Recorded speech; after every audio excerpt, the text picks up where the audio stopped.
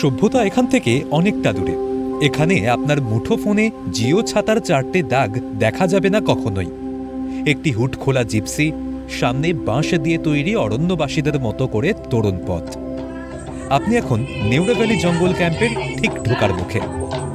এখান থেকে গভীর জঙ্গলে মাটির রাস্তা ধরে এগিয়ে যাওয়া। দুপাশে গভীর জঙ্গল, মাঝে মাঝে ময়ূরের ডাক। শুধু অডিও নয়, চোখের সামনে ময়ূরের পেখম তোলাও দেখে নিতে পারেন।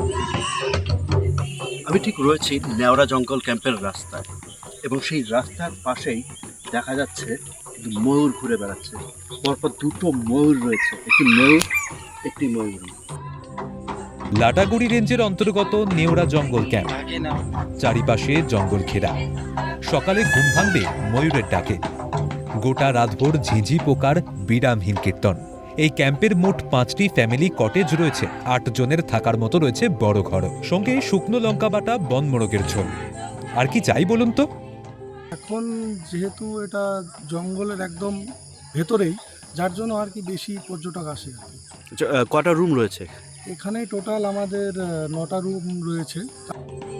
ইচ্ছে করলে কটেজের বিছানায় গোটা দিন ল্যাদ খান, কিংবা ইচ্ছে করলে গাইড সঙ্গে নিয়ে জঙ্গলটা ঘুরেও আসতে পারেন। আজকে যেরকম আসার সময় আমরা এখানে ঢোকার আগে আমরা স্পটেড ডিয়ারের একটা পুরো দল পেলাম। আচ্ছা, দেখতে পেয়েছি। এমনি ময়ূর পেখম তোলা পেলাম। আমাদের এই জঙ্গল সাফারি প্রায় 40-42 কিলোমিটার ঘোরানো হয়। সকালবেলায় একরকম রেট 2200 টাকা, বিকাল হয়েছে আদিবাসী নৃত্য আছে, তার জন্য আরও 500 টাকা বেশি লাগে, 2700 টাকা খরচা আছে 6 জনের জন্য। মোটের ওপর সপ্তাহান্তের গোটা 2 দিন জগতের মোহমায়া ত্যাগ করে নিত্যানন্দের মতো কাটিয়ে যান এখান থেকে। চারিপাশের সবুজ আপনার চোখকে আরাম দেবে। এরপর যদি জঙ্গলে এক পশলা বৃষ্টি হয়, তাহলে তো পুয়া বারো।